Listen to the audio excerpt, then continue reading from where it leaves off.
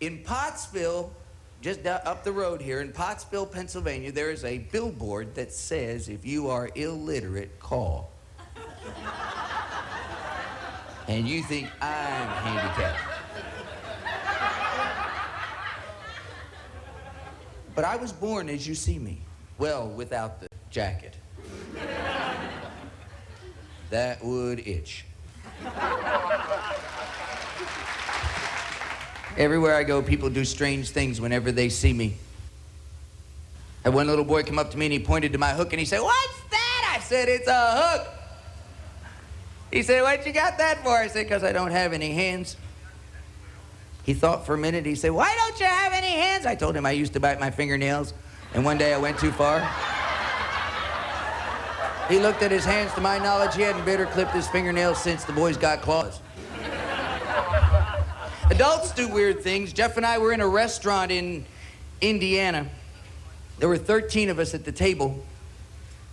The waitress came over and she stood right next to me and Jeff, and she looked at me and she looked at him and she looked at me and she looked at him and she looked at me and she turned to him and she went all the way around the table, took everybody's order in turn and got right back to me, and it was my turn, and she looked at me and she looked at him and she looked at me and she turned to him and she said, "And what would he like?" Jeffrey said, "Well, why don't you ask him?" So she did, just like I was deaf and stupid. "And what would you like?" Another waitress would be nice. But I was good. I looked at her and I said,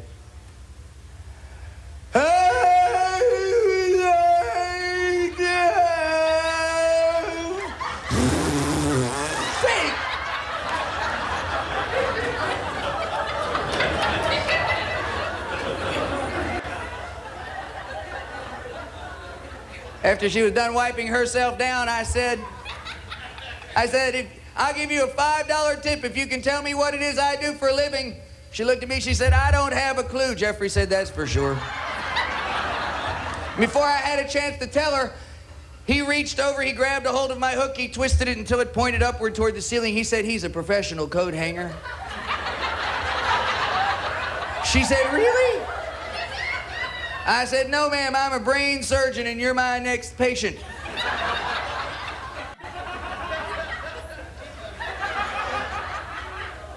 Dave and I were up in Du Bois, Pennsylvania one Sunday, and we stopped at a McDonald's, and I used to have a motorhome with my picture on the bus. That was back in my egotistical days, my lesser humble moments. And we pulled into a McDonald's, and a couple of kids walked by just as Dave was getting out of the motorhome, and the one kid said to the other kid, "Jeff Steinberg, who's he?" And Dave jumped out of the motorhome, and the other kid slapped the first kid, and he said, "You dummy," he said, "he doesn't even look like the guy in the picture." He said, "But what does he do anyway?" About that time, Dave turned around, put his left arm around my back, his right arm under my legs. He picked me up, swung around with me in his arms, and the first kid slapped the second kid and said, "I know, he's a ventriloquist." Dave put me down and I walked toward the restaurant, and both kids went, "Wow."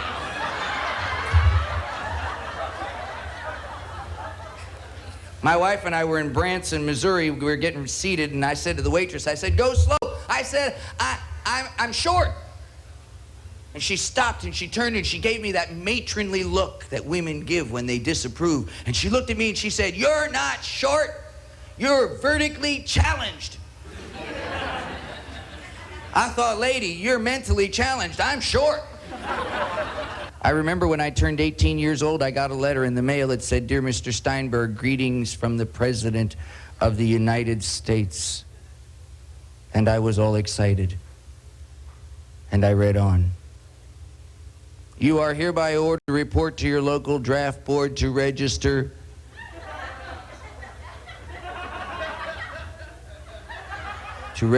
for the draft." So I did.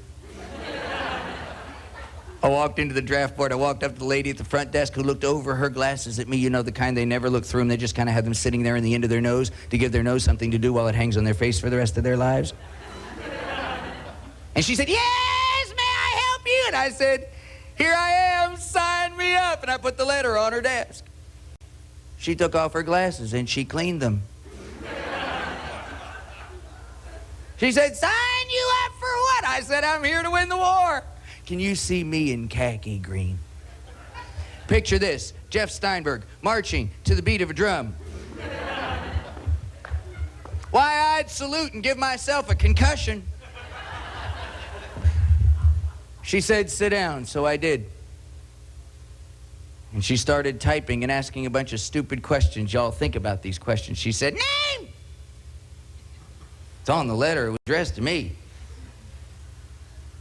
Address! And how do you think I got the letter?